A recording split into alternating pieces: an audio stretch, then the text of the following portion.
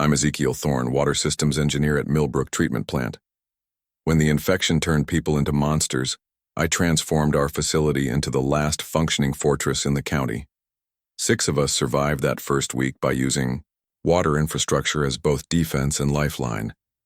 Now we're running out of time. The infected are evolving, our supplies dwindling, and my leadership is being questioned. Our only hope might be the military installation 50 miles west. Before we start the video, let us know what country you are tuning in from in the comment section below. Perhaps we will make a story there. Let's begin. I never expected the end of the world would start on a Tuesday.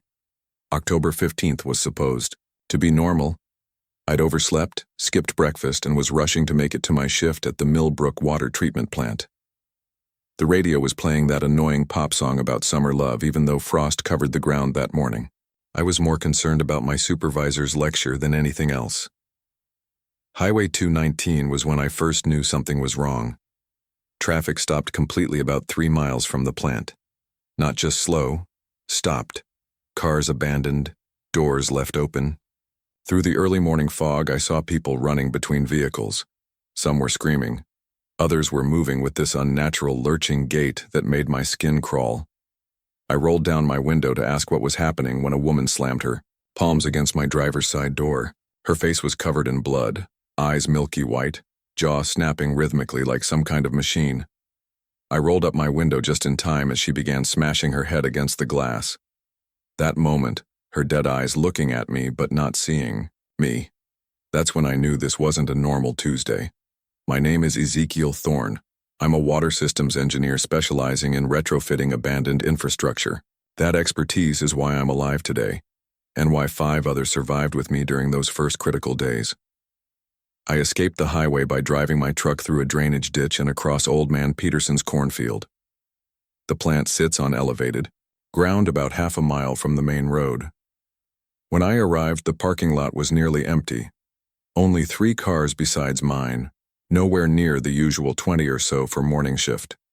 Inside, I found Daria at the security desk frantically trying to reach emergency services. She's ex-military, did 2 tours in Afghanistan before becoming our head of security. She had her personal firearm out on the desk, something I'd never seen before. Phone lines are jammed, she told me. Cell network too. Something big is happening in town. Raymond was there too, our overnight operator. Older guy, diabetic, should have been relieved hours ago, but his replacement never showed. He was watching the local news on the break room TV until the broadcast suddenly cut out. We found Michelle in the lab, running tests on water samples like it was any normal day. That's Michelle. Focused. Methodical. Fellow engineer specializing in chemical treatments.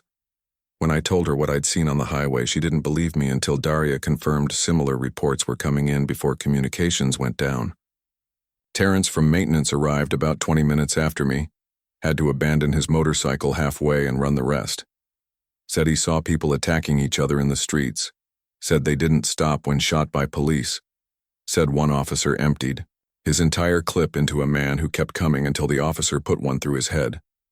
The last of our group was Jin, junior engineer, fresh out of college. Poor kid was shaking so bad he could hardly speak. He'd witnessed someone get torn apart at the gas station. The attackers were eating him. Actually eating him. 6 of us total. 6 out of a normal staff of 32. Our facility sits on a hill overlooking Millbrook. The control room on the 3rd floor has windows on all sides, and that's where we gathered to assess the situation. What we saw was chaos. Smoke rising from at least 3 different locations downtown. Cars speeding, crashing. People running, fighting. Even from that distance, we could tell which ones were infected. They moved wrong, hunted rather than fled. I remember Michelle asking, "What is happening to them? Is it some kind of drug?" None of us knew then. We speculated about terrorism, chemical attacks, mass psychosis. Raymond suggested zombies, and we all laughed nervously. Turns out he was the closest to being right. By noon, we'd secured the facility, locked all external doors, closed and barred windows. The treatment plant has good security measures already in place. reinforced doors, security fencing around the perimeter, key card access to sensitive areas. It's all designed to prevent terrorism or contamination of the water supply. Ironic how those same measures protected us from a different kind of contamination. Daria suggested we take inventory of our resources. The plant keeps emergency supplies, first aid kits, some shelf-stable food, bottled water. The irony of storing bottled water in a water treatment facility wasn't lost on us. Raymond pointed out that as long as the power stayed on, we could keep the treatment process running. Clean water wouldn't be an issue. Around 2 in the afternoon, we heard the military helicopters. 3 of them flew over Millbrook, circling before landing somewhere near the high school. We felt relief then. Help was coming. The authorities would contain whatever this was. We just needed to stay put and wait for evacuation. That hope died as we watched from the control room windows. Even from a distance, we could see the soldiers being overwhelmed. They established a perimeter around the school, but there were just too many infected. We heard gunfire for hours, saw flashes of light as night fell. By morning, the gunfire had stopped completely. That first night was the longest of my life. None of us slept much. We took turns watching, listening to the distant screams that gradually moved closer to our facility. The infected seemed drawn to noise and movement. Any time one would wander, near our fences, others would follow. They're hunting in packs, Daria observed, like wolves. By dawn of the second day, we had our first real test. A group of about 20 infected gathered at our main gate. One of them was wearing the uniform of a plant worker, Steve from the filtration team. I'd worked with him for 3 years. He was engaged to be married in the spring. Now he was pressing against our gate, fingers bleeding as he clawed at the metal, eyes vacant. We watched in horror as the fence began to give way under their combined weight. Daria wanted to use her gun, but I knew the sound would only attract more. That's when I had my first moment of clarity since this all began. The sprinklers, I said. We can trigger the perimeter fire suppression system.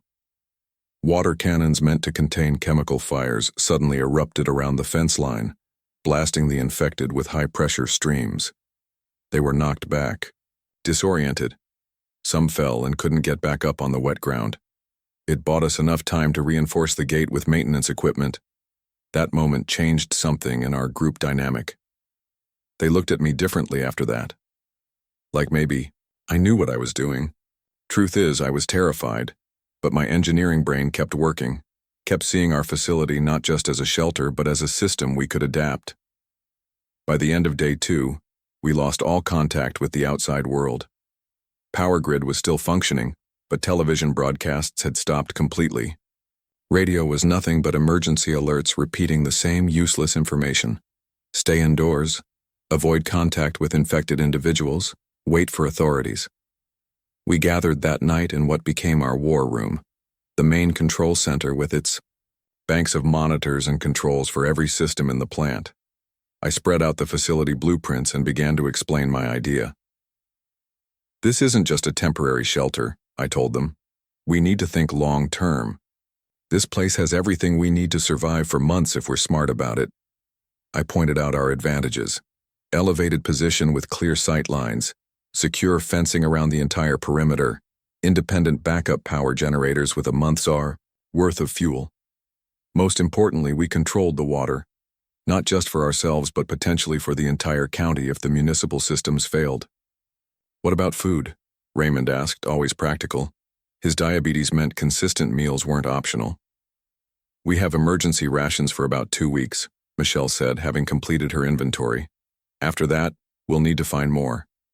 That's when Terrence spoke up. He'd been quieter than usual, worried about his sister's family who lived just outside town. There's a food distribution warehouse about 5 miles from here, he said. If it hasn't been looted already, it could supply us for months. That became our first mission objective. But before we could plan a supply run, we needed to make the plant more secure. I assigned tasks based on everyone's skills. Michelle would ensure water quality and begin stockpiling chemical treatments. Raymond would manage our power usage to extend generator life. Jen would help me modify our systems for defense rather than just water treatment. Terrence would handle structural reinforcements, and Daria would establish security protocols. On the morning of day 3, we witnessed something that eliminated any remaining hope for quick resolution. Military jets flew over the town. We waved, shouted, even though we knew they couldn't see us. Then they circled back. The bombs fell on the eastern part of Millbrook, the most densely populated area. They were firebombing their own citizens. "They're trying to contain it," Daria said, her voice hollow. She recognized the strategy from her military days. "They're creating a firebreak, sacrificing part to save the whole." The eastern skyline burned for hours. Black smoke billowed into the air. We thought surely this would be followed by ground troops, medical assistance, evacuation. None came.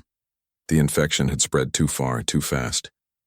That night, as the others tried to sleep, I stood alone in the control room watching the fires in town gradually die down. I could see movement in the streets. The infected, apparently unaffected by the bombardment, still hunting. Their behavior had become more predictable. During daylight, they wandered individually or in small groups. But at night, they became more aggressive, gathering in larger packs, moving with what almost seemed like purpose. I was making notes about their behavior patterns when Daria joined me.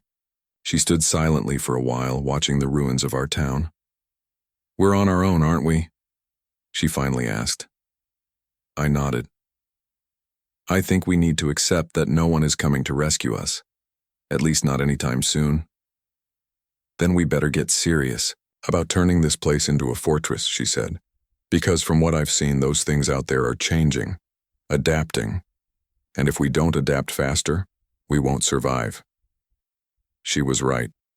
What we didn't know then was just how much they would change, or how our water treatment plant would become the last safe haven in a world consumed by infection.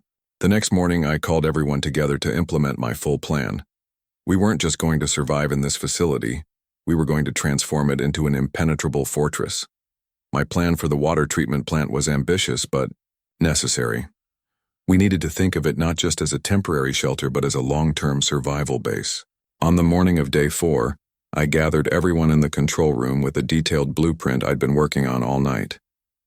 "We have several critical objectives," I explained, pointing to the facility layout. "First, security and defense. Second, sustainable resources. Third, intelligence gathering about what's happening out there." I'd analyzed our assets thoroughly. The Millbrook water treatment plant isn't just pipes and filters. It's a complex system designed to take in raw water from the reservoir, process it through multiple treatment stages, and distribute it to the entire county. Each of those systems could be modified for our survival. "The perimeter is our first priority," I said. "The security fence won't hold against large groups of infected." Daria nodded in agreement. "I've been watching their behavior. They're not smart, but they're persistent. Enough weight against any section will eventually break through." My solution was to create what I called deterrent zones around the fence line. Using the existing sprinkler system, we could modify it to create high-pressure water barriers that would activate when motion sensors were triggered. We had plenty of industrial chemicals that, while not lethal, could be irritating enough to drive the infected away. "Won't we run out of water doing that?" Jen asked. The kid was smart, always thinking ahead. "No chance," I said. "The treatment plant processes millions of gallons daily. We can divert a small percentage for defense without affecting our reserves. Plus, I want to set up rainwater collection systems on all roof areas." We took inventory of our supplies next. The facility had an emergency food cache, mostly non-perishable items meant to sustain workers during natural disasters. With careful rationing, we had enough for 2 weeks. Water, obviously, wasn't a concern as long as we could keep the treatment systems running. Michelle had already secured the chemical storage rooms. "We have enough treatment chemicals to keep water safe for months," she reported. "But some could be repurposed for other uses if needed." Raymond raised the issue of his medication. His insulin supply would last 3 weeks at most. After that, we'd need to find more, or he'd be in serious trouble. It was our first reminder that despite our secure position, We weren't self-sufficient. Living quarters were next on my list. The facility had shower rooms, a break area with couches, and several offices with enough space to set up proper sleeping areas. We converted the chemical storage monitoring room into my makeshift engineering lab since it had the tools and space I needed for modifications. Daria took the security office near the main entrance. Michelle stayed close to the water quality. Lab Raymond kept to the control room where he could monitor all systems. Terrence and Jin shared the large maintenance office on the ground floor. After establishing our base operations, we needed to address our most pressing concern: food and medical supplies. A team would have to venture into town. Daria and I volunteered for the first supply run. She had combat training, and I knew the town's layout better than most, having worked on water infrastructure projects throughout Millbrook. We prepared carefully, Daria with her sidearm and a security baton, me with a makeshift weapon I'd fashioned from maintenance tools. We took backpacks, Michelle's list of medical necessities, and a facility pickup truck with the water department logo on the side. The journey into town was something I'll never forget.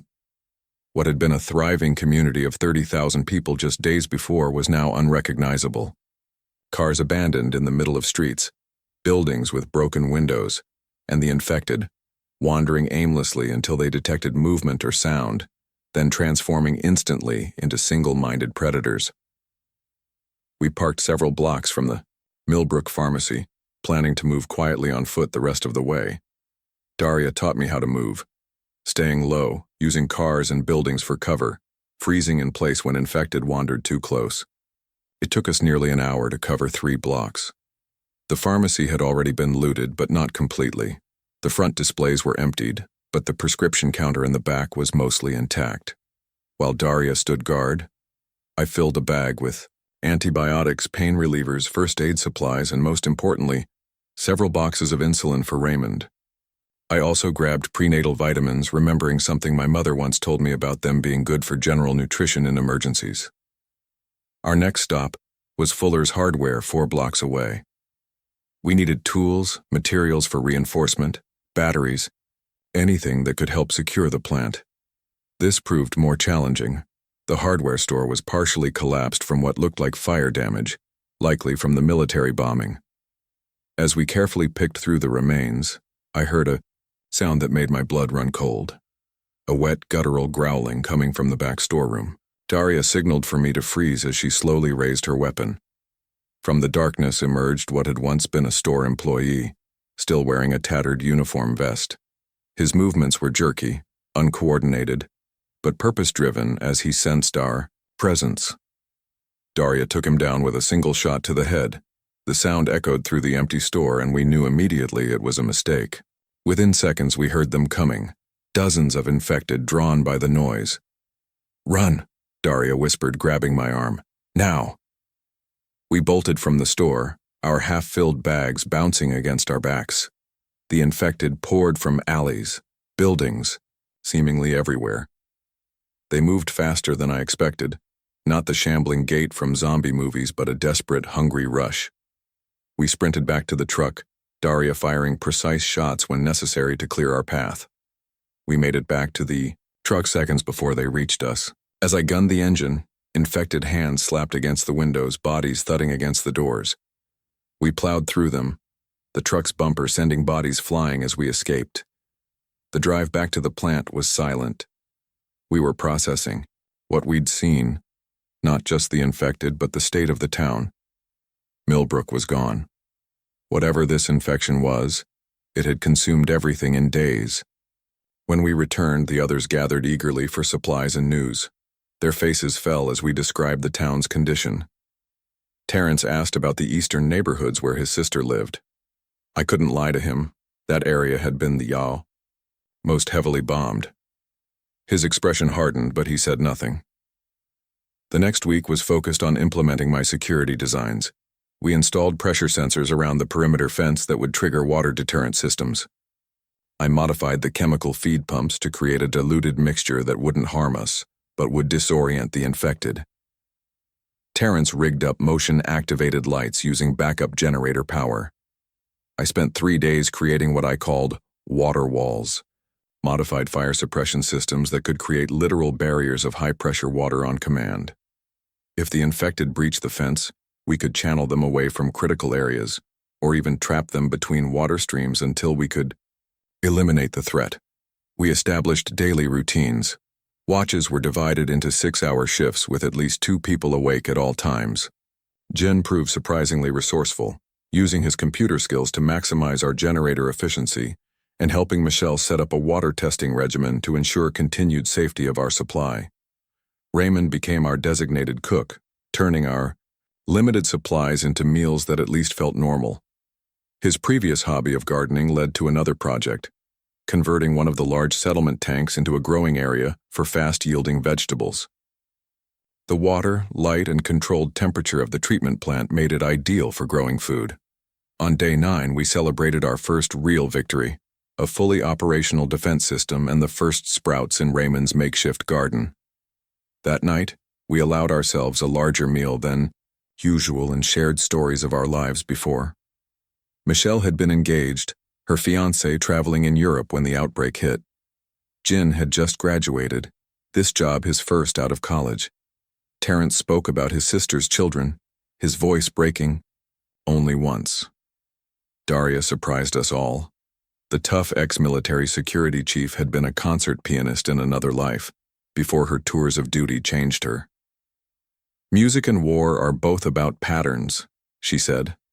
Recognizing them, using them, breaking them when necessary. I told them about my work retrofitting abandoned mining infrastructure into water systems. That's why I see this place differently, I explained. Everything has potential beyond its original purpose.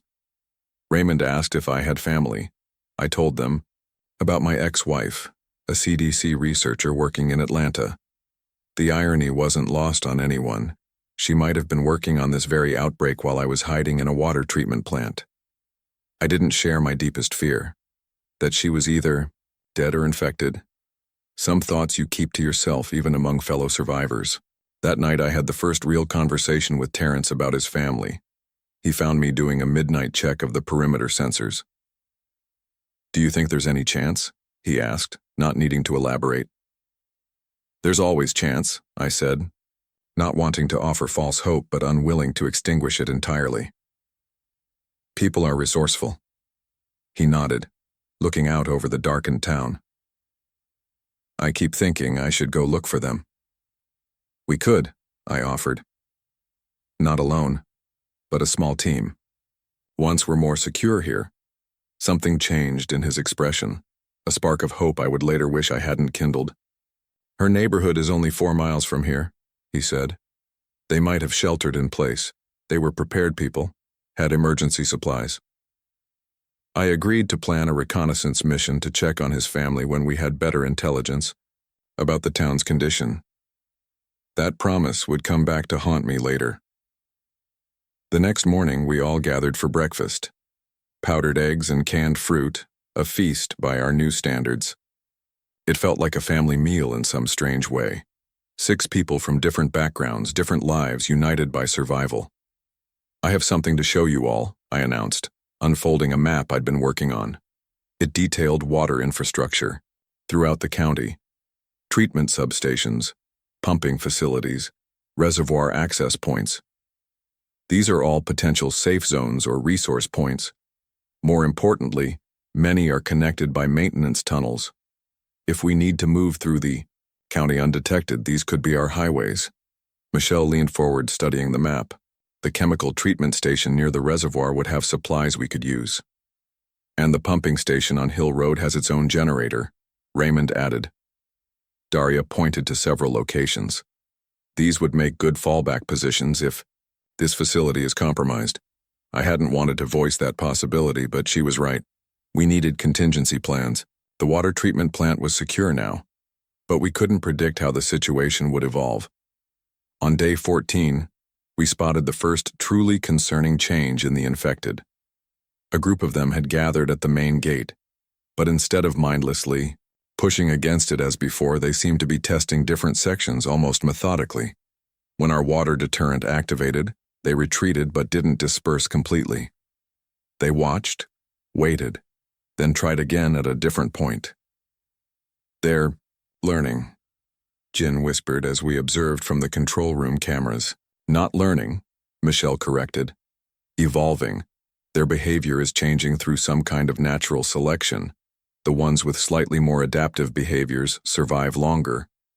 However they were changing, it meant we needed to adapt faster." I accelerated my plans for enhanced security measures, focusing on creating multiple layers of defense. If the perimeter was breached, we needed fallback positions, safe rooms, alternative escape routes. That night, as wind began to pick up outside signaling an approaching storm, I looked at our small group gathered in the break room. In 2 weeks, we'd transformed from colleagues to a survival unit. We were alive when thousands around us had fallen. The water treatment plant had become more than a fortress. It was home, but I knew the real challenges were just beginning. The infected were changing. Our supplies wouldn't last forever. And somewhere beyond Millbrook, this same scenario was playing out across the country, maybe the world. I wondered then if we were just postponing the inevitable, or if we were genuinely building something that could last through whatever came next. The storm hit around midnight, rain lashing against the windows, thunder shaking the building. None of us knew then that it would be the storm that changed everything, testing our fortress and our resolve in ways we couldn't have imagined. The storm hit with unexpected fury. I'd been monitoring weather patterns since the beginning, but our local Doppler systems were offline, leaving us blind to the severity. Rain hammered the facility, wind howled through every crack, and lightning struck dangerously close several times. Around 2 a.m, the inevitable happened. We lost main power. Backup generators kicked in automatically, but they weren't designed to power the entire facility. I'd prioritized essential systems: security cameras, perimeter defenses, minimal lighting, and the control room. The water treatment process itself required too much power, so we'd shut it down temporarily, relying on our reserves stored in the clear wells beneath the facility. The storm created a cascade of problems. Without full power, the air circulation systems went offline, making the lower levels stuffy and uncomfortably warm. Several of our external sensors were damaged by lightning strikes. Worst of all, the noise of the storm masked any sounds of movement outside, leaving us vulnerable to surprise. Terrence and I were checking the generator fuel levels when the first alarm triggered: perimeter breach at the northeast corner. The storm had toppled a tree outside our fence, creating a perfect ramp over our defenses. By the time we reached the security monitors, Daria was already rallying everyone. "Group of 12 infected moving across the maintenance yard," she reported, pointing to grainy camera footage. "Water barriers aren't stopping them in this rain, they're already soaked." I made a split-second decision. "Raymond, Jin, get to the secure room and lock yourselves in. Michelle, help me with the chemical deterrent system. Daria, Terrence, you're our last line of defense if they get past the inner doors." We moved quickly, each knowing our roles after weeks of drills. Michelle and I raced to the chemical feed station where I'd modified the systems to create a toxic but non-lethal mist around critical entrances. As I recalibrated the mixture for maximum effect, Michelle monitored the infected's progress through a tablet linked to our cameras. "They're trying the maintenance bay doors," she said, her voice steady despite the danger. "The locks are holding, but they're persistent." I completed the chemical feed adjustments just as we heard a tremendous crash from below. They'd broken through the first door. Michelle's eyes met mine, a moment of unspoken fear passing between us before professionalism took over again.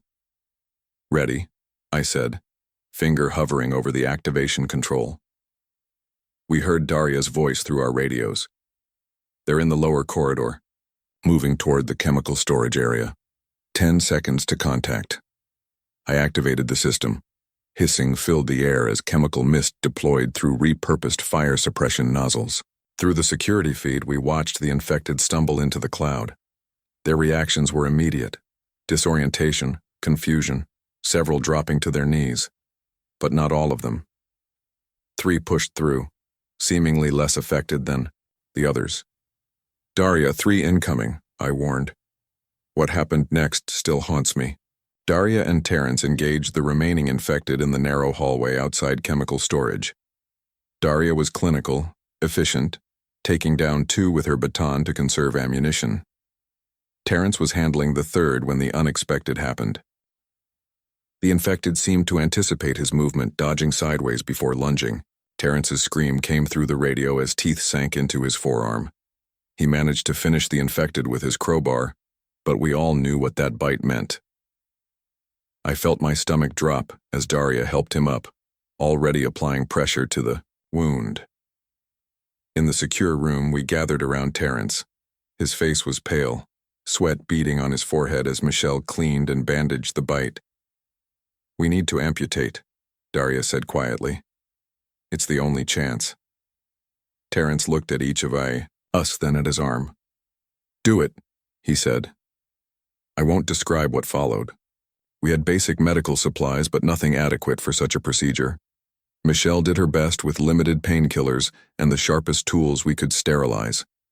Daria performed the amputation, her combat medic training the closest thing we had to surgical experience. Raymond assisted, his diabetic experience with blood testing and injections proving unexpectedly valuable. Jen and I waited outside, checking the facility's security while trying to block out Terrence's muffled screams. I felt responsible. I'd designed the defenses that failed, created the chemical deterrent that didn't stop all the infected. When it was over, Terrence was unconscious but alive. Michelle emerged from the room, hands still bloody despite the gloves. "He's stable," she said. "But infection is the real danger now. We need antibiotics, proper medical supplies." I nodded. "I'll go into town tomorrow." Dawn revealed the storm's aftermath. Parts of our fence were damaged, trees down across the grounds, but our main structures held. We'd survived the night, though, at terrible cost. While checking the perimeter, I found something disturbing. The infected who'd breached our facility weren't random. They wore the remains of hospital scrubs, lab coats, paramedic uniforms. They'd been medical personnel. More concerning was a partial ID badge still attached to one's clothing. Millbrook Research Hospital, Biohazard Clearance Level 3. I brought this information to the group. "These weren't random infected," I explained. "They came from the research hospital. That might explain why the chemical deterrent was less effective. They'd been exposed to similar compounds before." Daria examined the badge fragments. "Could be where this all started." Michelle shook her head. "Research hospitals don't typically work with infectious agents unless—" She didn't finish the thought. She didn't need to. We were all thinking the same thing. What if this outbreak wasn't natural? What if something had escaped from that lab? I volunteered to make another supply run, specifically targeting medical facilities for antibiotics and proper surgical supplies for Terrence. Daria insisted on coming with me, but I refused. "Someone with combat training needs to stay here," I argued, especially with Terrence down. After some debate, Jin volunteered to accompany me instead. The kid had proved braver than any of us expected, and his smaller frame could navigate tight spaces if necessary. Before leaving, I checked on Terrence. He was conscious but feverish, the stump of his arm heavily bandaged. "My sister," he whispered, gripping my hand with surprising strength. "Please check on them while you're out there. Cedar Street, blue house with white shutters. Please." I promised, though I knew the chances of finding his family alive were minimal. It was a promise I intended to keep regardless. Jin and I took the truck, armed with better weapons this time.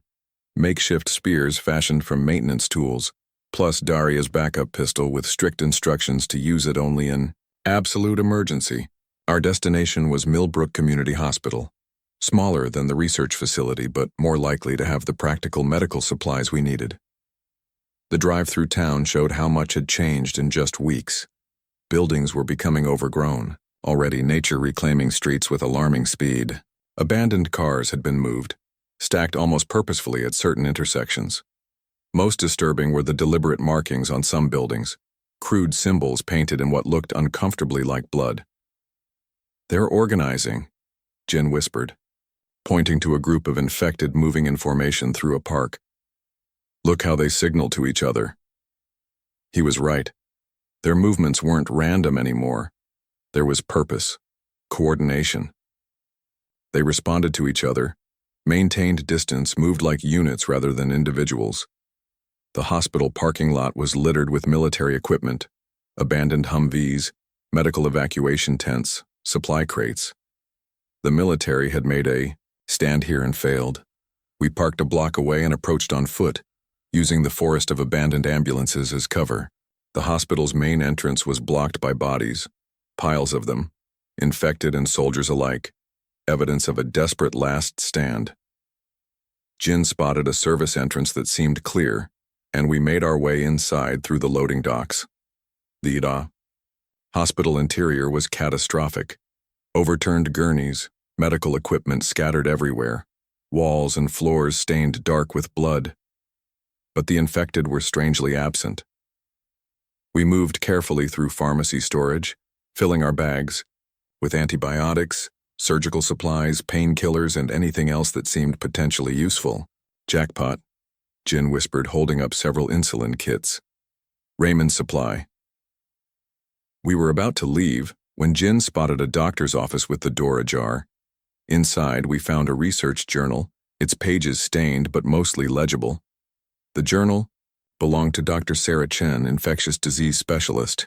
Her final entries detailed the early days of the outbreak, patients arriving with unusual symptoms, the incredibly fast progression, the failure of standard protocols. Most chillingly, her notes suggested the disease had been deliberately engineered, references to unnatural protein structures and designed resistance to standard treatments. The final entry simply read, "This is not natural evolution. Someone made this. God help us all." I pocketed the journal, and we made our way out of the hospital. Checking my watch, I realized we had enough daylight to fulfill my promise to Terrence. Cedar Street was only a mile away. Jin was understandably hesitant, but I convinced him it was worth the risk. We approached the blue house cautiously. No signs of movement, no obvious damage except a broken window. The front door was locked, but yielded to a firm push. Inside was a time capsule of normal life interrupted. Dinner still on the table, toys scattered across the living room floor. But no bodies, no blood, no signs of violence. In the master bedroom, I found an emptied medicine cabinet and missing suitcases. In the children's room, favorite toys and clothes were gone. "They evacuated," Jin said. "Looks like they got out early." It was the best news we could have hoped for.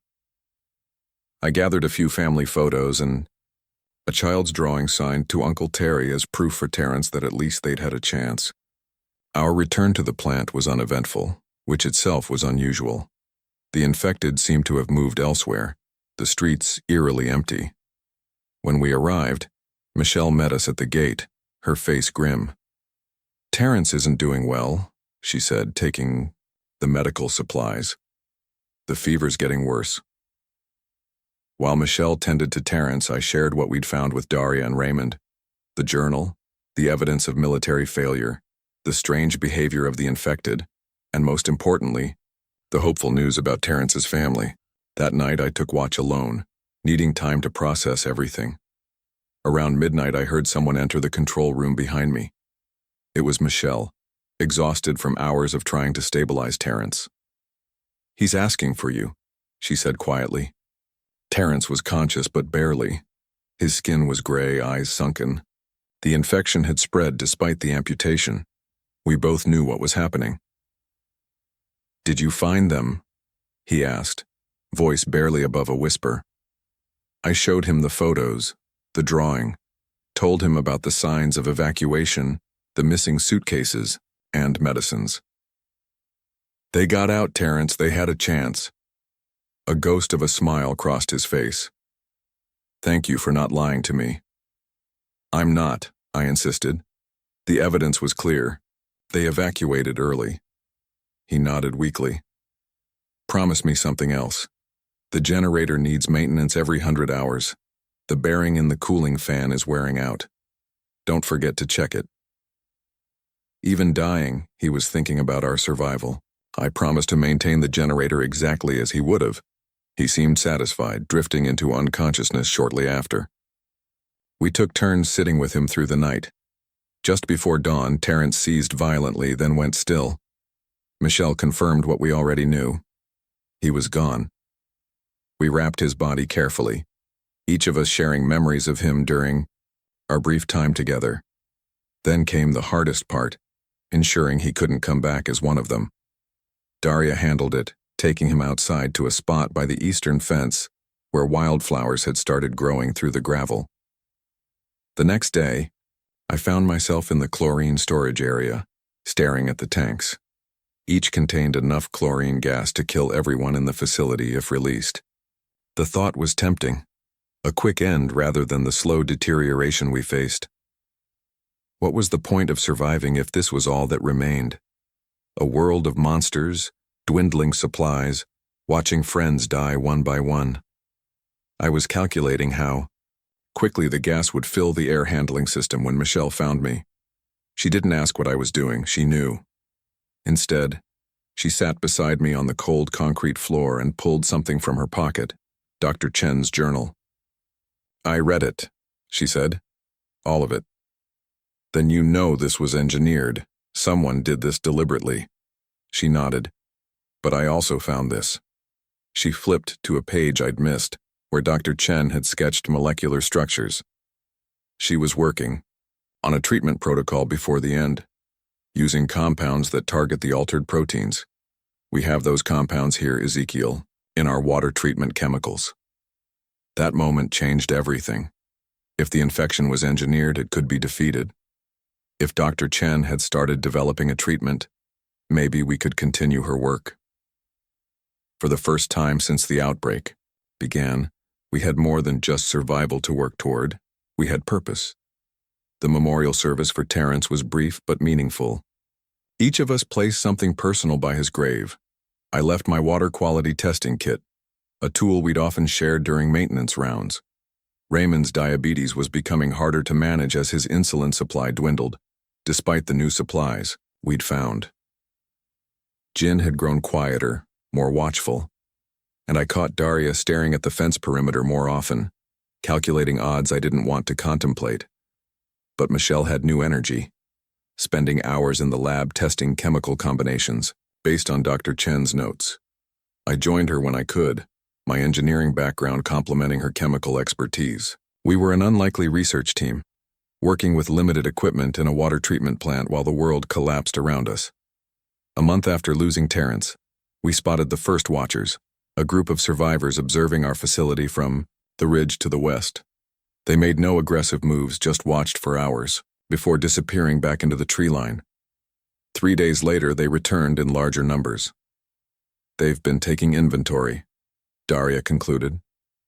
"Counting our defenses, our people, our resources." "What do they want?" Jin asked. The answer came. The next morning, a single figure approaching our gate with hands raised, a universal sign of parley. From our observation post, I studied him through binoculars. Male, mid-40s, relatively clean and well-fed compared to what we'd expect. After a month of apocalypse, he carried no visible weapons. "Should we talk to him?" Raymond asked. "We need information," I decided, "but we do it carefully." Daria and I went down to the gate, keeping the fence between us and the stranger. Up close, I could see his confidence, his calculating gaze as he assessed our defenses. "My name is Marcus," he said. "I represent a community of survivors based at the old mill complex east of town." "How many?" Daria asked bluntly. 27, he answered without hesitation. "Mostly civilians, a few with military or police background." "What do you want?" I asked. His eyes moved past me to the water treatment facility rising behind us.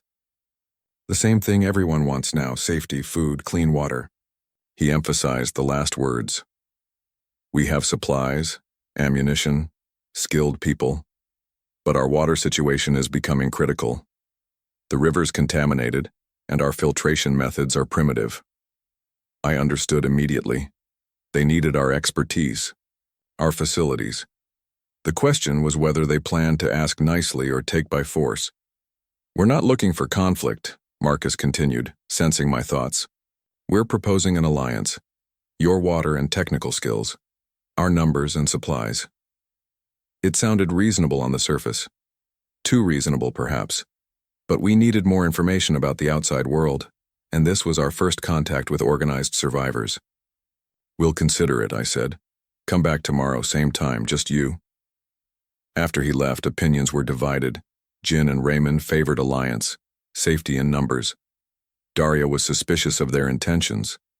Michelle wanted to know if they had medical personnel who could help with her research.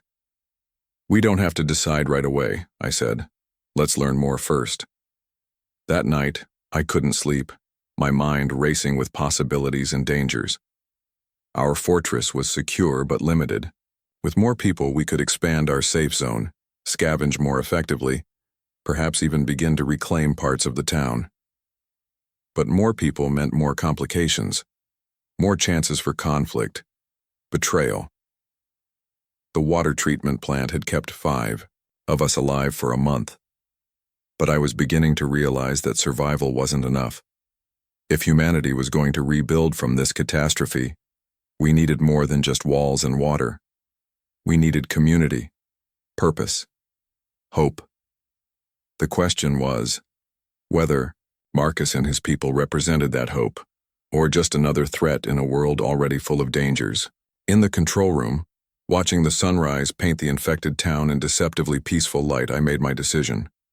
We would meet with Marcus again, propose a limited alliance with clear boundaries, but I would also accelerate our defense upgrades, prepare fallback positions, and hide our most valuable resource, Dr. Chen's research on the infection.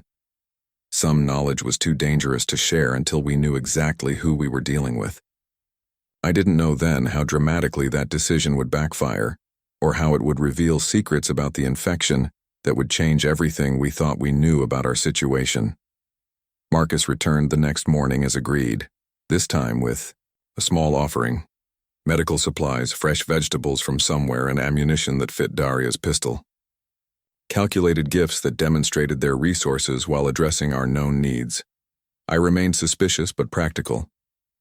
Winter was approaching, and the water treatment plant wasn't designed for cold weather operation without substantial modifications. "Let me show you what we're proposing," Marcus said, unfolding a hand-drawn map on the ground outside our gate. He pointed to the old textile mill complex about 2 miles east of our position. "We've secured the main building and warehouse. Good sight lines, defensible positions. But the river water requires extensive boiling and still isn't fully safe. People are getting sick." "What exactly are you suggesting?" I asked. "We combine resources. Some of your people come to us bringing expertise and equipment to set up proper water treatment. In exchange, you get access to our food production, security team, and medical staff." The offer was tempting, especially the mention of medical staff who might help with Michelle's research. But something felt wrong about abandoning our facility, a purpose-built water treatment plant, to move to a textile mill.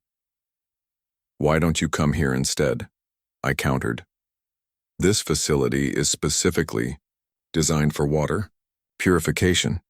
We have systems your people could never replicate elsewhere." Marcus hesitated just briefly. "Too exposed.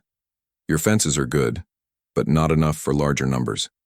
The mill has concrete walls, fewer entry points." I suggested a compromise: regular exchange of supplies and expertise without permanently relocating either group. Marcus agreed, though not enthusiastically. We established a schedule for trading water for food and other necessities, beginning the next day. After he left, Daria pulled me aside. "He's hiding something. Did you notice how he avoided looking at the north section of our facility?" I had noticed. The north section housed our main chemical storage and the laboratory where Michelle was working on her research. They need us for something specific, not just clean water. When I discussed the meeting with the others, Jin was uncharacteristically vocal. "We should just join them," he argued. "Strength in numbers. This place isn't designed for long-term habitation, especially in winter." "It can be adapted," I countered, explaining my plans to use the water heating systems to create radiant floor heating throughout the main building. We can redirect waste heat from the generators, insulate the exterior walls with materials from the workshop. We're more self-sufficient here than we would be at the mill. The next day, we had our first exchange with Marcus's group. 2 of his people came with a cart of supplies, food, fuel, clothing. In return, we provided 10 large containers of purified water and basic instructions for storage. The exchange was civil but tense, both sides watching for any sign of betrayal. Raymond's health deteriorated as his insulin became less effective. The medicine we'd scavenged from the hospital helped, but it wasn't enough. He needed proper medical care. During our third exchange with Marcus's people, I inquired about their medical staff. "We have a nurse practitioner and a veterinarian, who's surprisingly good with people," said the woman handling the exchange. "They've managed to keep everyone healthy so far." "Any experience with diabetes?" She nodded. "The vet has been helping someone with that. Not perfect, but they're stable." This was the opening I needed. I proposed a medical consultation. Raymond would visit their facility, evaluate their medical capabilities, and hopefully receive treatment. In exchange, Michelle would provide water purification expertise. Marcus agreed, and we scheduled the visit for the following day. Michelle and Raymond prepared for the trip while I focused on adapting our facility for winter. The first frost had already come, temperatures dropping noticeably at night. I began converting one of the settlement tanks into a greenhouse using scavenged glass and metal framing. The tank's thermal mass would retain heat, creating a sustainable growing environment even in cold weather. The day of the visit arrived. I insisted on accompanying Michelle and Raymond, unwilling to let them go alone to the mill complex. Daria would maintain the plant with Jin, keeping all systems secure during our absence. The mill stood on the banks of the Millbrook River, a massive brick structure with tall windows and a central smokestack. Marcus's people had fortified it impressively. Concrete barriers, watch points, even crude but effective spike traps around the perimeter. Inside, I was surprised by how organized everything appeared. They had sleeping quarters, a communal kitchen, even a small medical clinic set up in what had once been administrative offices. The nurse practitioner, a middle-aged woman named Lisa, immediately took charge of Raymond, checking his blood sugar and examining his supplies. The veterinarian, Dr. Collins, joined them shortly after, bringing a case of medical equipment that looked surprisingly sophisticated. While Raymond received care, Michelle and I were shown their water collection system. It was primitive but clever. Rainwater harvesting combined with river water pumped through a series of filters. The final stage used a chemical treatment that seemed familiar. "Is that chlorine dioxide?" Michelle asked, examining their setup. "Something similar," replied their water specialist, a former plumber named Garrett. "We found it in a pool supply warehouse. Works well enough, but some people still get stomach issues." Michelle explained more efficient treatment methods, suggesting modifications that would improve safety without requiring sophisticated equipment. I provided engineering advice for upgrading their pumping system to reduce contamination risks. They listened attentively, taking notes and asking intelligent questions. After several hours, we regrouped. Raymond looked better than he had in weeks, with proper medication and a treatment plan from Lisa and Dr. Collins. The exchange of knowledge seemed genuinely beneficial for both groups. As we prepared to leave, Marcus approached me privately. "Your expertise is impressive," he said. "We could use someone with your engineering background permanently." "I'm needed at the treatment plant," I replied. He nodded, seeming to expect the answer. "At least consider more regular exchanges. Perhaps weekly visits?" I agreed to discuss it with my group. The visit had been productive, and having access to medical care for Raymond was crucial. But something still felt off about Marcus and his operation. Everything was too organized, too efficient for a random group of survivors. On our return journey, Michelle shared her observations. "Their medical supplies are too good. Military grade some of it. And did you notice their food stores? Fresh produce in November? They must have sophisticated growing operations." Raymond was quiet, lost in thought. When we asked about his treatment, he simply said, "They know what they're doing, more than they should." Back at the plant, Daria reported everything had remained secure during our absence. Jin seemed disappointed we'd returned at all. making a comment about the comforts at the mill compared to our utilitarian living conditions. That night, I couldn't sleep, going over everything I'd seen at the mill.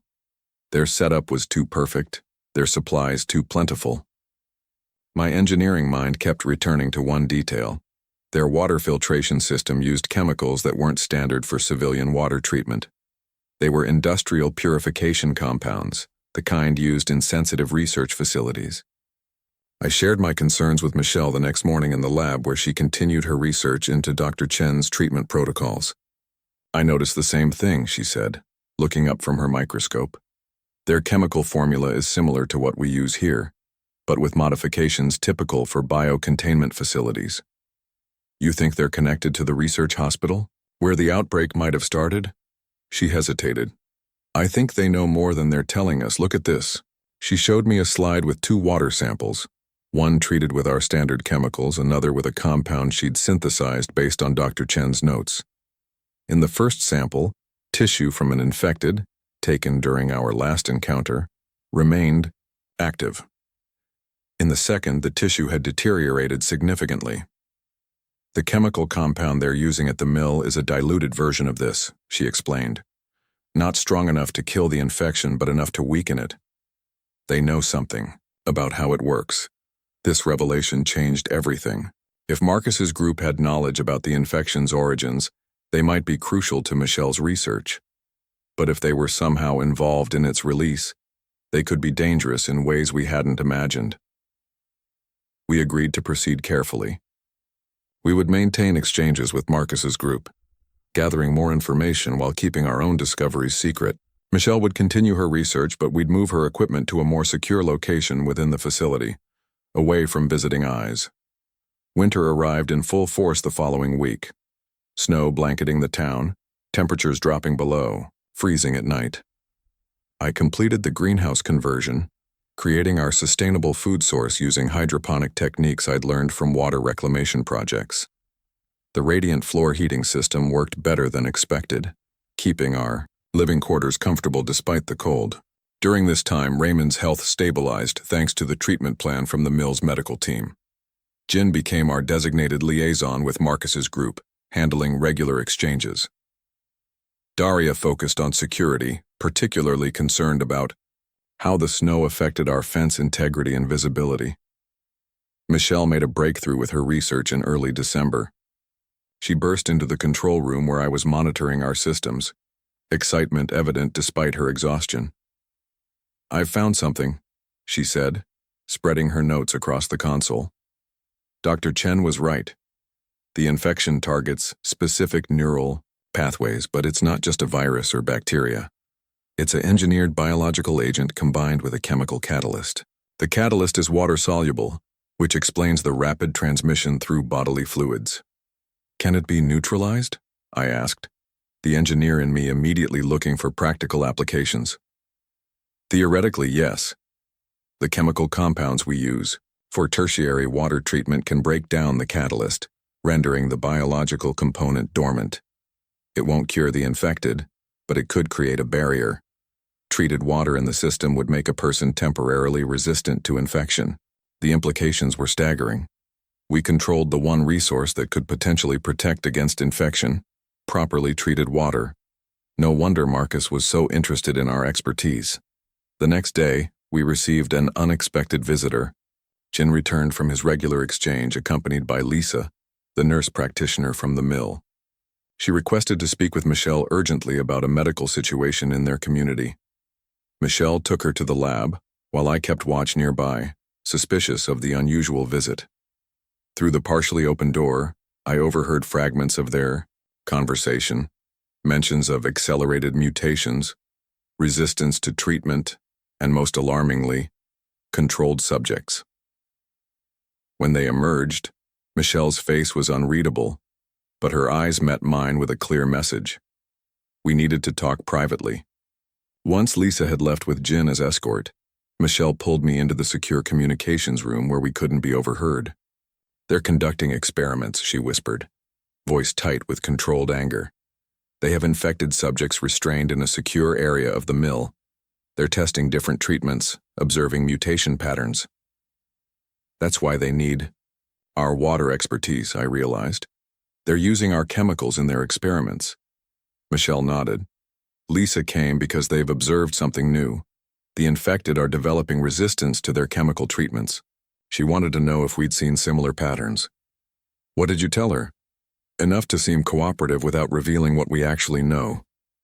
Michelle ran a hand through her hair, a gesture of frustration I'd come to recognize. Ezekiel, I think Marcus's group might be connected to the original outbreak. The chemicals they're using, their knowledge of the infection's properties. It's too specific to be coincidental. This changed our risk assessment completely.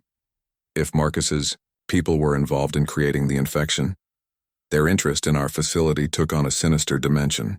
They might not just want our expertise, they might want to control the one resource that could fight the infection they'd created. That night, I gathered everyone except Jin, who was still at the mill completing the exchange. I shared Michelle's discoveries and my suspicions about Marcus's group. We need to be prepared for them to turn against us, I concluded. If they realize we know what they know, or worse, that we've advanced beyond their understanding of the infection, they might decide to take this facility by force. Daria, ever practical, immediately began outlining defensive preparations. Raymond, looking healthier than he had in weeks, suggested we could use Michelle's discovery to create defensive measures. Treated water barriers that would be harmless to us but repel the infected. As we discussed options, a commotion at the main gate interrupted us. Jin had returned, but he wasn't alone. Marcus himself was with him, along with 4 of his people, all armed. They insisted on coming back with me, Jin explained as we met them at the gate. There's been an incident at the mill. Marcus looked grim, his usual calculated demeanor replaced by genuine concern. The infected have changed again. They breached our southern perimeter 2 hours ago. 3 of our people were taken. How? Daria demanded. Your defenses were substantial. They worked together, one of Marcus's companions said, a former military man named Richards. Formed a human ladder to scale the wall. We've never seen coordination like that before. The description sent a chill through me. The infected weren't just adapting, they were developing complex problem-solving abilities. If true, our own defenses might be more vulnerable than we'd thought. We need your help, Marcus said directly to me. Your water barriers, the chemical deterrents you've developed. They're more effective than anything we've created. The request seemed genuine, but after what Michelle had discovered, I was hesitant to share any more of our technology. Before I could respond, Jin spoke up. We should help them, he said with unusual forcefulness. We're all in this together now. Something in his tone made me look at him more carefully. His eyes didn't meet mine, his posture was tense, defensive. And when he shifted, I noticed something on his neck just below his collar, a small puncture, mark, recently scabbed over. Daria noticed it too. Her hand moved subtly toward her weapon as she asked, What really happened at the mill, Jin?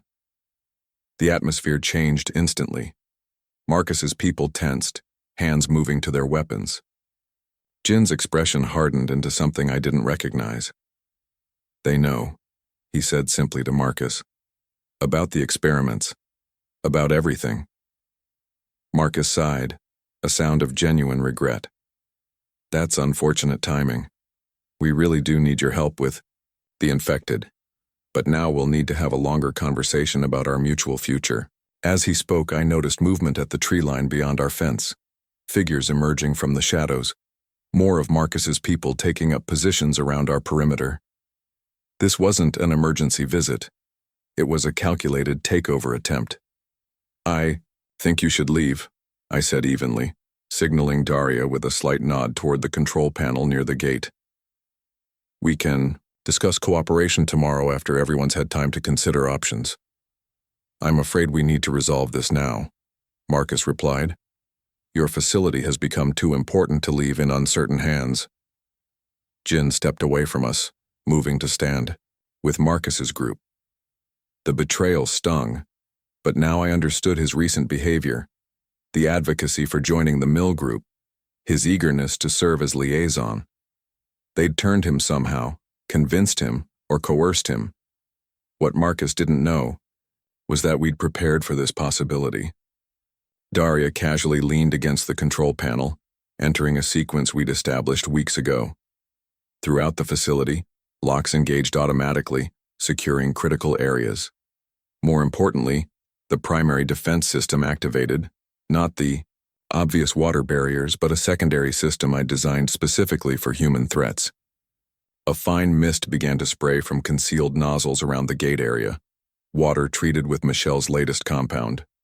Harmless to us, as we'd all been drinking similarly treated water for days as a precaution. But anyone not previously exposed would find their exposed skin becoming numb, disoriented, their reaction times slowing dramatically. The effect on Marcus and his people was almost immediate. Their coordinated stance faltered as the compound took effect. Jin, having been away from our treated water and now exposed to the concentrated mist, stumbled first. "What did you do?" Marcus asked, his words slightly slurred as the compound affected his nervous system. "We adapted," I answered simply. "Now, leave, while you still can." They retreated, half dragging Jin with them. As they disappeared into the darkness, I knew this wasn't over. They would return, better prepared next time. The uneasy truce between our groups had broken beyond repair, and with it, our last connection to the outside world. That night, Daria spotted strange lights on the ridge overlooking our facility. Not flashlights or fires, but an eerie bluish glow that appeared and disappeared at irregular intervals. "Signals," she concluded. "They're planning something." Michelle joined us in the observation post, wrapping a blanket around her shoulders against the winter chill. "We need to accelerate our work," she said. "If they're connected to the original outbreak, they might have information we need to develop an effective treatment."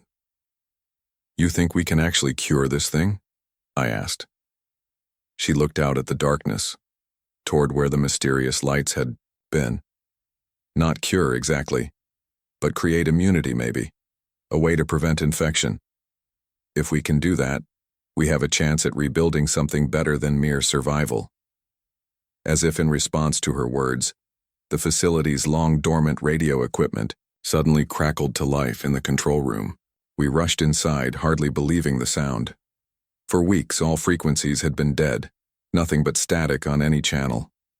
Raymond adjusted the dials with shaking hands, fine-tuning until a voice emerged from the static, weak but unmistakable. A woman's voice, professional, measured, repeating the same message. "To any survivors receiving this transmission, safe zone established at Fort Harrison Military Research Installation. Medical personnel on site. Research on infection underway. Coordinates follow." We stood frozen, hardly daring to believe what we were hearing. Fort Harrison was approximately 50 miles west of Millbrook, a journey that would take us through infected territories, abandoned towns, possibly hostile groups like Marcus's people, but it represented something we desperately needed: hope. The message repeated, coordinates confirming the location, then something else, a detail that made Michelle grab my arm in excitement. Progress made on treatment protocols using modified water purification compounds. Medical Director Chen requesting contact with any surviving water treatment specialists. Dr. Chen was alive. The author of the journal that had guided Michelle's research had survived and was continuing her work at Fort Harrison. If we could reach her, combine our discoveries with hers, we might actually find a way to fight back against the infection. As the transmission ended, returning to static, the four of us looked at each other, the same realization evident in each face. Our time at the water treatment plant was coming to an end.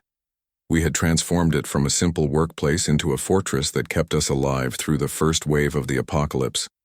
But to truly make a difference, to move beyond mere survival, we needed to reach Fort Harrison. The question was how to get there safely, with Marcus's people watching our every move and the infected evolving in unpredictable ways.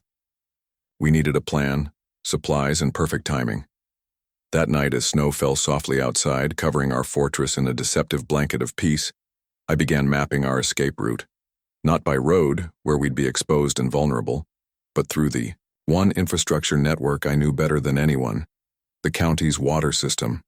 Maintenance tunnels, aqueducts, treatment substations, an underground highway that could potentially take us all the way to Fort Harrison if we were clever enough to navigate it.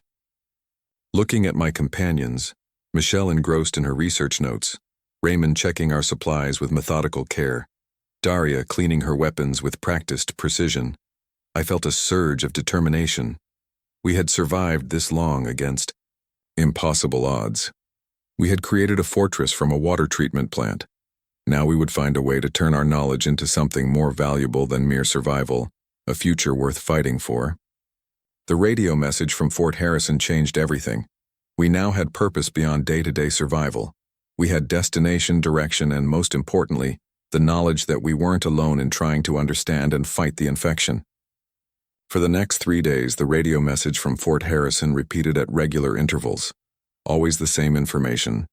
Military safe zone, medical research, Dr. Chen requesting water treatment specialists. The consistency of the broadcast suggested automation rather than a person sending it live, but it was confirmation that organized society still existed somewhere. I spent those days planning our journey while monitoring Marcus's group.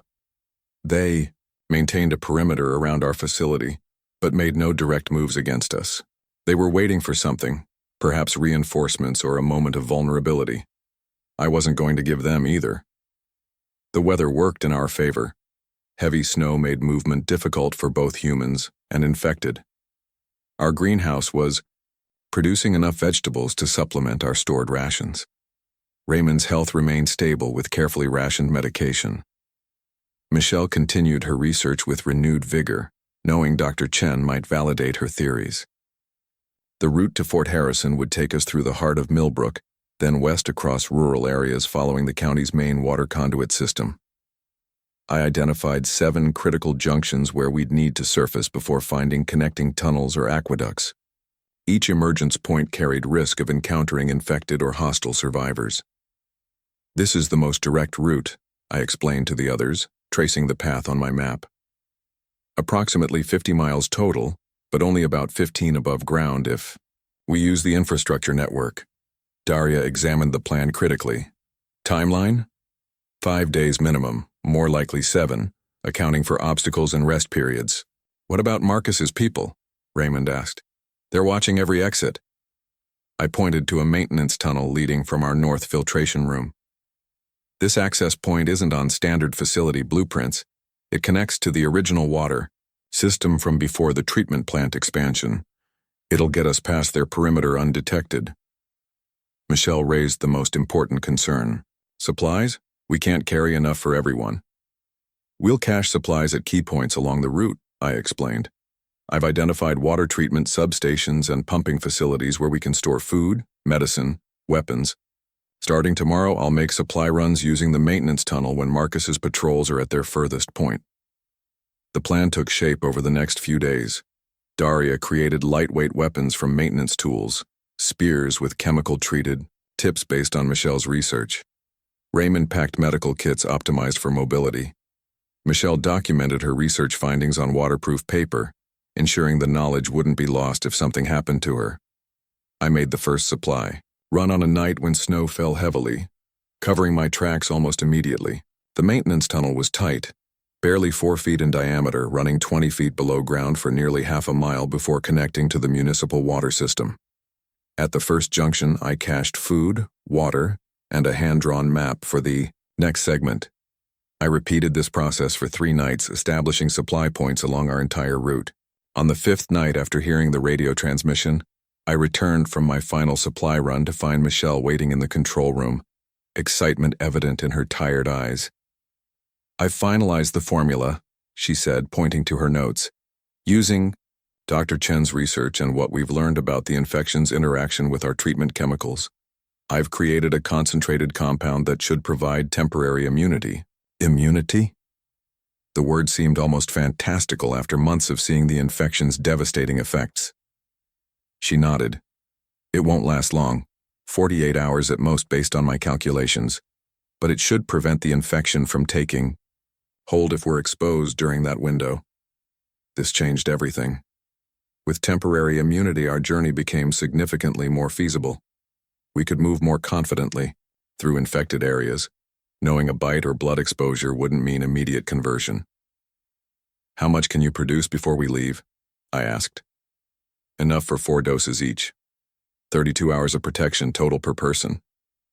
It wasn't perfect, but it was more protection than anyone had since the outbreak began. I updated our travel plan, identifying points where we could administer doses to maximize our protected time during the most dangerous segments. The decision was made. We would leave in 2 days, after final preparations. Our escape needed to be coordinated perfectly to avoid detection by Marcus's watchers. We would leave at night, during a patrol gap Daria had identified in their pattern. The facility would be set to automatic operation, maintaining the appearance of occupation through programmed lighting and system cycles. The night before our departure, I made a final check of the greenhouse, ensuring we'd harvested everything useful. As I worked, Michelle joined me, helping to pack the most nutrient-dense vegetables for our journey. "Do you think we'll ever come back here?" she asked quietly. I considered the question seriously. The water treatment plant had been our salvation, our fortress against the first wave of the apocalypse. But its purpose was changing, just as our mission had evolved from mere survival to something more ambitious. "If what we're bringing to Fort Harrison helps create a permanent defense against the infection, then maybe someday," I answered. "But not as a fortress, as what it was meant to be, infrastructure for rebuilding." Michelle nodded, understanding the distinction. "It served its purpose for us, kept us alive long enough to find a greater purpose." We worked in companionable silence after that, both lost in thoughts about what the next day would bring. I found myself thinking about Terrence, wishing he could have lived to see that there was hope beyond our walls. About Jin, whose betrayal still stung but now seemed more complicated. Had he been coerced, convinced, or simply desperate for what seemed like a stronger community? Later that night, as final preparations were underway, Daria reported unusual activity among Marcus's watchers. They had doubled their patrol frequency and appeared to be setting up more permanent positions. "They're preparing for something," she concluded. "Maybe they've detected our supply runs or noticed changes in our routines." "Can we still slip past them tomorrow night?" I asked. She nodded. "Yes, but we should leave earlier than planned. Their pattern suggests lightest coverage just after dusk rather than full dark." We adjusted accordingly, accelerating our final preparations. Raymond packed the last of his medication and Michelle's treatment compounds. Michelle transferred her research notes to waterproof containers. Daria prepared our weapons and mapped the positions of Marcus's observers.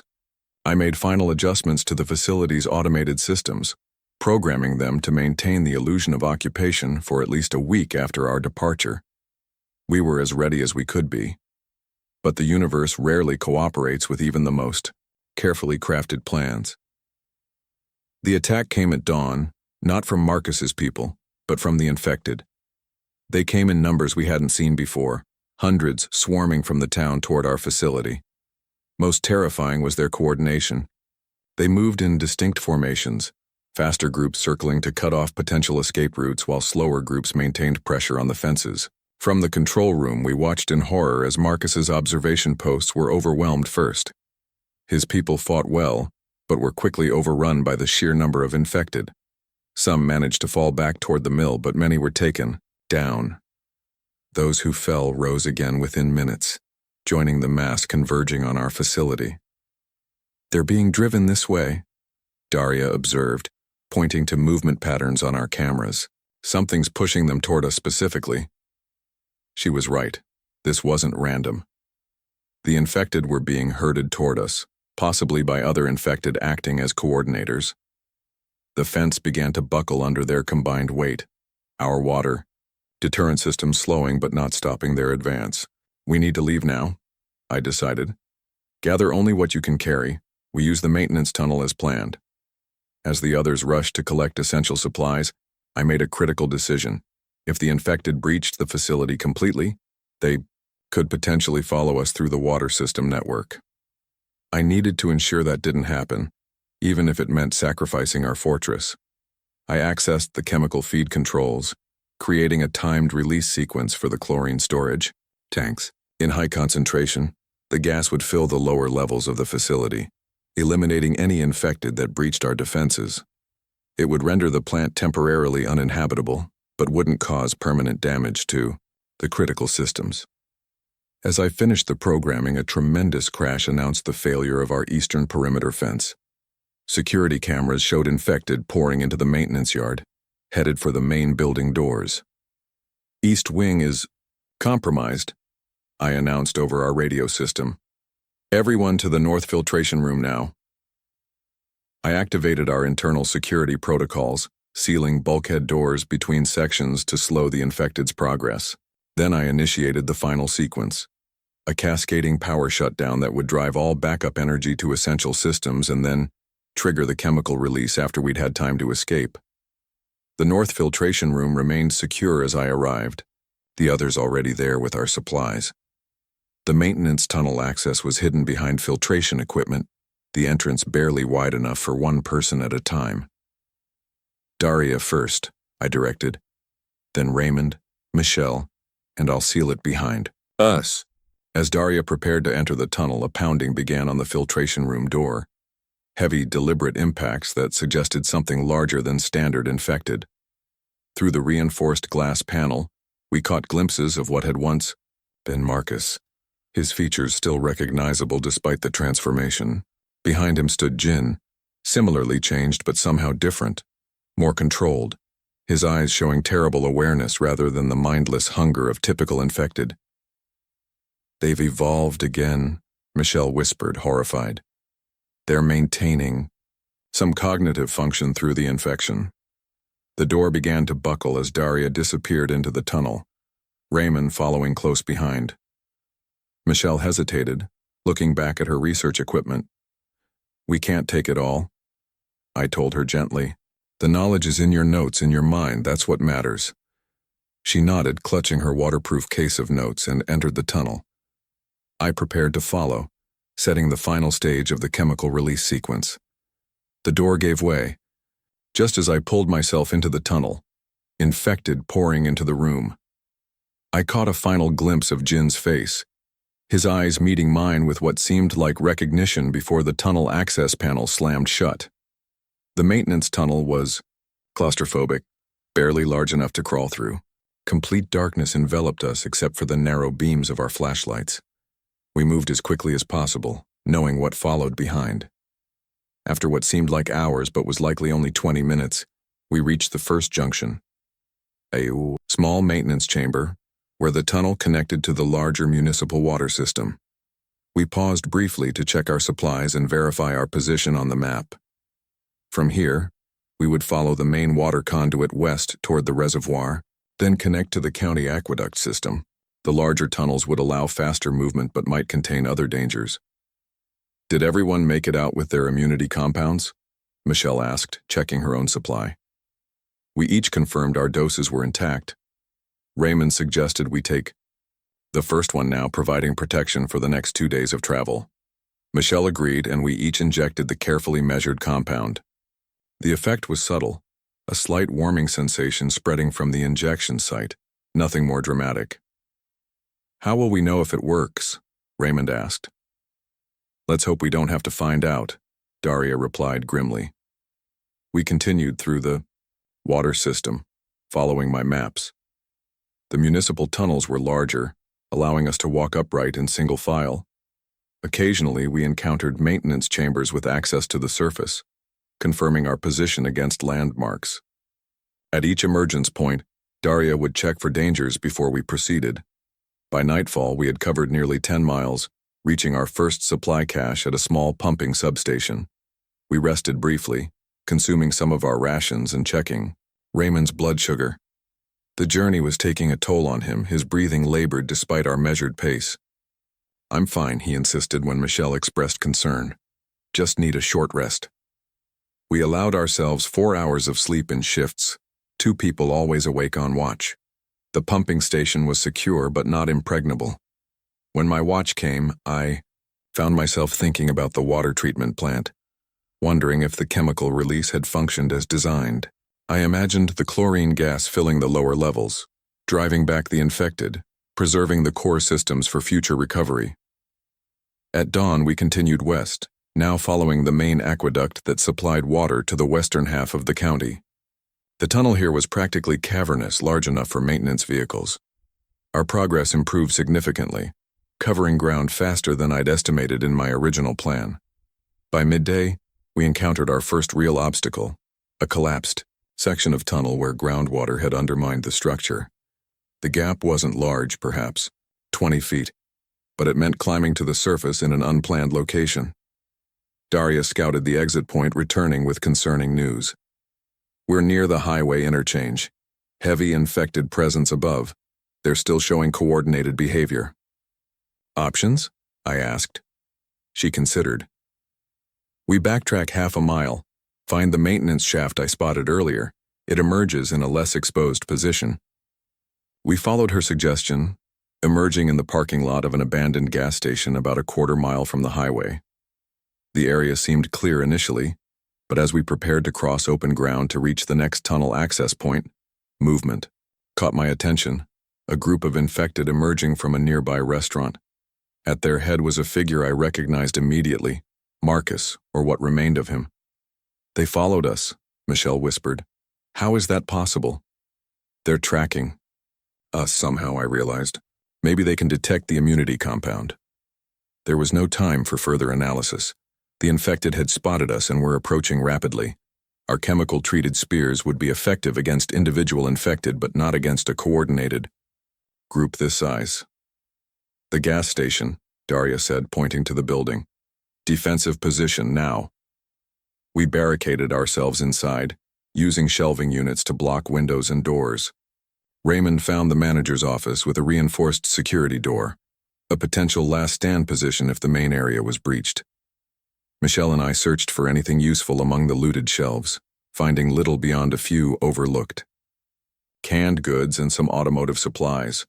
The infected surrounded the building but didn't immediately attack. Instead, they established positions around all exits, waiting with unnatural patience. Marcus moved among them, seemingly directing their positions. This level of intelligence in the infected was unprecedented and terrifying. They're waiting for reinforcements, Daria observed. Or nightfall. Either possibility was concerning. We needed to reach the next tunnel access point before dark, or our entire route would be compromised. I have an idea, I said, examining the automotive supplies we'd found. It's risky, but it might create enough distraction for us to reach the tunnel entrance. Using oil, antifreeze, and other chemicals, I created several rudimentary incendiary devices. Noise and fire would draw the infected's attention, potentially creating an escape corridor if timed correctly. Daria added to the plan, suggesting we split into pairs to improve our chances. She and Raymond would create the initial distraction, while Michelle and I circled around to the tunnel entrance. We would reunite underground if possible, or at the next supply cache if separated.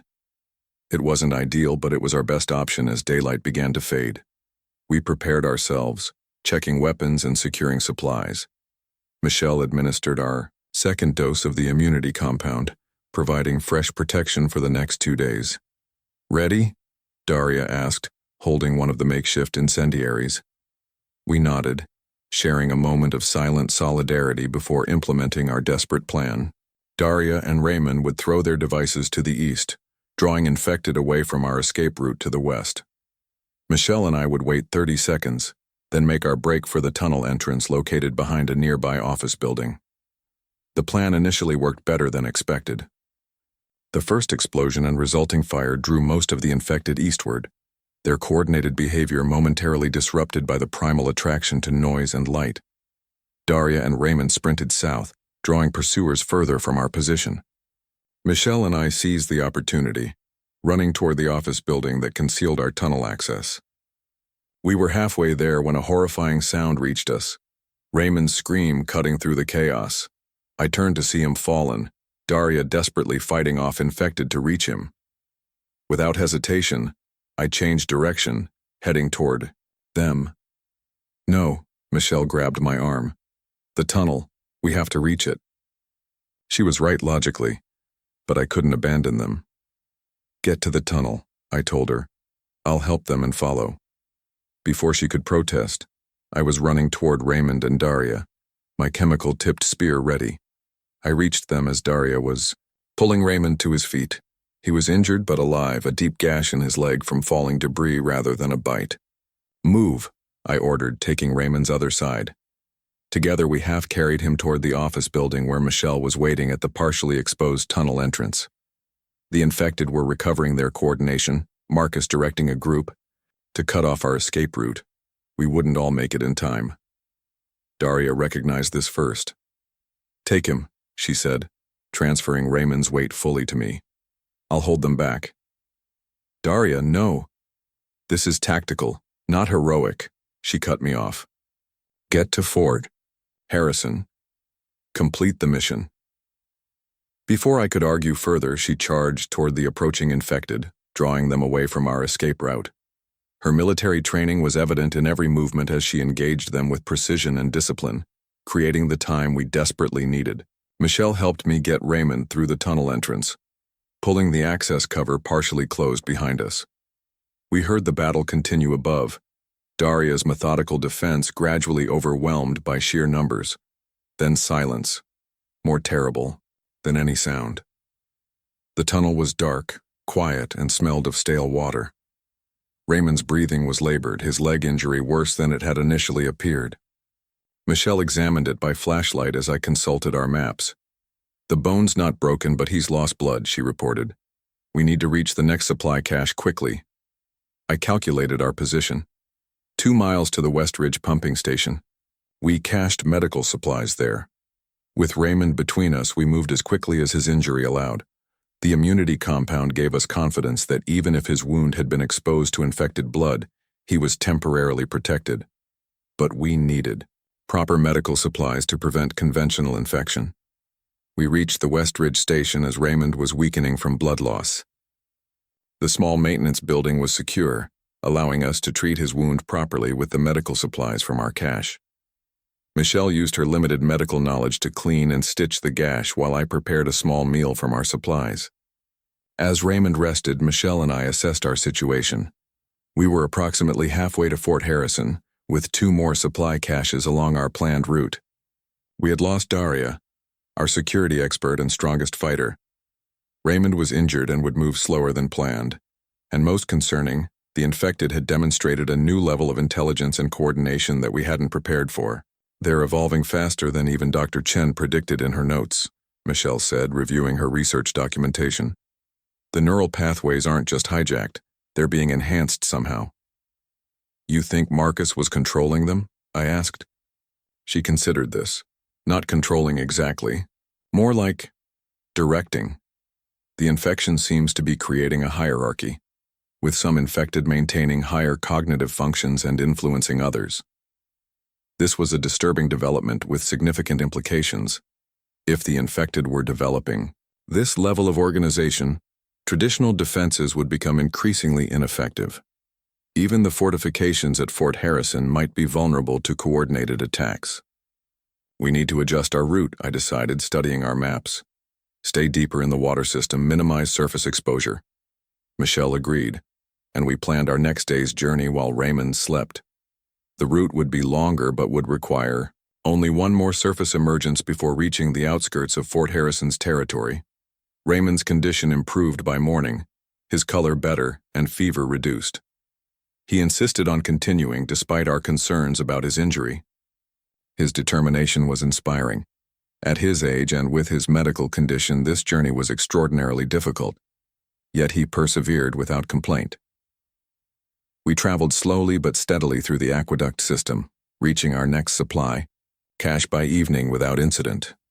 This pumping station was larger with more comfortable spaces for rest. We allowed ourselves 6 hours of recovery time, knowing the final leg of our journey would be the most challenging. The next morning, we administered our 3rd dose of immunity compound. We had 1 dose remaining each to be saved for the final approach to Fort Harrison. Our supplies were holding, though Raymond's medication was running low. If delayed much longer, his diabetes management would become critical. The journey continued through meandering tunnels that gradually brought us west. By my calculations, we were less than 15 miles from Fort Harrison. One more day of travel, one more surface crossing, and we would reach the military installation's perimeter. At our final planned emergence point, a water treatment substation serving rural communities west of Millbrook, we encountered signs of recent human activity. Someone had been using the station as a base, leaving behind empty food containers and makeshift bedding. More concerning were the marks on the walls, the same symbols we'd seen painted on buildings in Millbrook, presumably by Marcus's group. "We need to move quickly," I urged. "If his people have been using the water system too, they might have outposts along our route." We prepared to return to the tunnels when a sound froze us in place, voices approaching the station from outside. Not the guttural sounds of infected, but human conversation. We took defensive positions, weapons ready as the door opened. 3 people entered, 2 men, and a woman, all armed but not immediately hostile. They wore mismatched clothing with a common element, armbands bearing a familiar insignia, Fort Harrison military patches. "Identify yourselves," the woman ordered, weapon raised but not aimed directly at us. I stepped forward slowly. "I'm Ezekiel Thorne, Water Systems Engineer from Millbrook Treatment Plant. This is Dr. Michelle Kwan, Chemical Engineer, and Raymond Gaines, our Operations Specialist. We received your radio transmission about the safe zone." The woman lowered her weapon slightly. "Lieutenant Rivera, Fort Harrison Perimeter Security. How did you get this far through infected territory?" Michelle held up her case of notes. "We've been researching the infection, developing chemical compounds that provide temporary immunity. We came to share our findings with Dr. Chen." The name caused visible reaction among the soldiers. They exchanged looks before Lieutenant Rivera spoke again. "You actually have working immunity compounds?" Michelle nodded. "Temporary, but effective, based partly on Dr. Chen's early research that we recovered from Millbrook Hospital." This changed everything. The soldiers' demeanor shifted from suspicious to urgently professional. They quickly checked our supplies, helped with Raymond's injury, and radioed for extraction transport. "Dr. Chen will want to see you immediately," Rivera explained. "She's been working on similar compounds but hasn't achieved successful temporary immunity yet." Within an hour, a military transport arrived, an armored vehicle specifically designed to move through infected territories.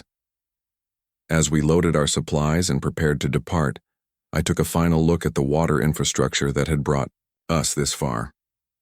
The tunnels, pipes, and treatment facilities overlooked unglamorous systems that had provided our path to potential salvation. The journey to Fort Harrison took less than 3 hours in the military vehicle. We passed through checkpoints, decontamination zones, and finally entered the main compound, a sprawling military research installation that had been converted into a survivor colony. Hundreds of people lived here in organized sectors with agriculture, medical facilities, and defensive perimeters. We were taken directly to the research wing where Dr. Chen waited. She was younger than I expected, exhaustion evident in her face but hope rekindling in her eyes as Michelle presented her research and our remaining immunity compounds. "This is exactly what we've been working toward," she said, examining Michelle's notes. "The chemical catalyst you identified is the key component we've been missing."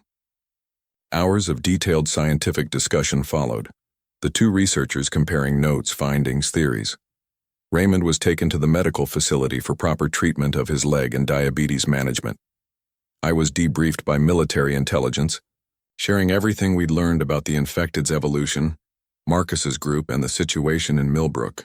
That evening, I stood at the perimeter fence looking east toward where our water treatment plant fortress stood, no longer visible but forever imprinted in my memory. Lieutenant Rivera joined me, offering a cup of coffee. Real coffee, a luxury I hadn't experienced in months. "Your journey was remarkable," she said. "Most people don't make it half that distance through infected territory." "We had advantages," I replied. "Knowledge of the water infrastructure, Michelle's immunity compound, good people watching our backs." She nodded toward the research building, where lights still burned as Chen and Michelle worked through the night. "Dr. Chen believes your combined research could lead to a more permanent solution. Not a cure for the infected, but a vaccine for survivors. Protection against future exposure. The implications were enormous. With reliable immunity, recovery efforts could begin in earnest. Communities could be rebuilt, infrastructure restored, humanity given a second chance. What happened at the beginning? I asked. Was it really engineered like Dr. Chen's journal suggested? Rivera's expression darkened. Classified officially, but between us, yes. Government bioweapon research that escaped containment. The irony is that it was originally designed as a tactical incapacitant, not a lethal agent. The mutations were unexpected, uncontrollable. This confirmed what we had pieced together over months of observation and research. Human arrogance had created this apocalypse, and now human ingenuity would have to find a way forward from the ashes. 3 days later, Michelle and Dr. Chen announced their first breakthrough, a modified version of our immunity compound that lasted nearly a week rather than just 48 hours. It wasn't the permanent vaccine they were working toward, but it was a critical step forward, allowing safer recovery operations in infected territories. 1 week after our arrival, I was approached about leading a mission back to Millbrook. The military needed the specialized equipment and chemicals still stored at our water treatment plant. If the facility remained intact after our escape, it could become a crucial production center for the new immunity compounds, which required specific filtration and purification processes. I agreed immediately, selecting team members with the necessary skills for the operation. Before departing, I visited Raymond in the medical facility, where he was recovering well and helping to organize diabetes care for other survivors with similar conditions. "You're going back?" he asked when I explained the mission. I nodded. "The plant has what we need to scale up production of the immunity compound. If it's still operational, we can help protect thousands more people." He smiled. Terrence would be proud, his fortress becoming something even more important. "Our fortress," I corrected. "We all built it together." As I prepared to leave with my team the next morning, Michelle joined me at the transport vehicle. She wouldn't be coming. Her work with Dr. Chen was too important to interrupt, but she handed me a small case containing several doses of their improved compound. "For the journey," she explained, "and for Jin, if you find him." "You think he could be saved?" I asked, surprised. She hesitated. "The latest research suggests early-stage infected might respond to concentrated treatment. The cognitive functions Marcus and Jin displayed indicate neural pathways still partially intact. It's a long shot, but..." I understood. Despite his betrayal, Jin had been one of us. If there was any chance to reverse what had happened to him, we had to try. The return journey to Millbrook would be dangerous, but with military transport, improved immunity compounds, and a team of skilled personnel, our chances were good. More importantly, we had purpose beyond mere survival now, transforming our fortress into a production facility that could help restore humanity's foothold in a world transformed by infection. As our vehicle departed Fort Harrison, I thought about the water treatment plant waiting for us. It had been our shelter during the first wave of the apocalypse, becoming a fortress through necessity and innovation. Now it would serve an even greater purpose, not just protecting a few survivors, but helping to reclaim a world nearly lost. The fortress had served its purpose. Now it was time for it to become something more.